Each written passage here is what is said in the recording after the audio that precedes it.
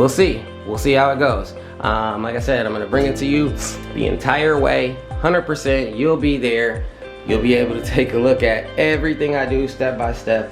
I thought it'd be fun. Like I said, you may laugh at me, you may say I'm crazy. Hey, I thought it was a good investment. If this stuff does pay itself off in a year, I got another year, and another year. You know, like I said, if Ethereum goes to proof of stake, sorry, a little bit tired there. If Ethereum goes to proof of stake, then I will mine another coin. Simple as that. Then I've always got the equipment by then it's free. Always got the equipment, could do what I want to do with it, could sell it, could keep it running, whatever. You know, after it's paid off and I'm making money, who cares? So we're gonna journey that, we're gonna document that.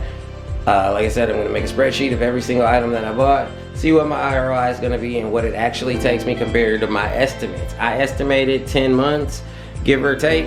We'll see if we can do it in under 10. We'll see if it takes us a little longer. Who knows? We'll be there the whole way. So stay tuned.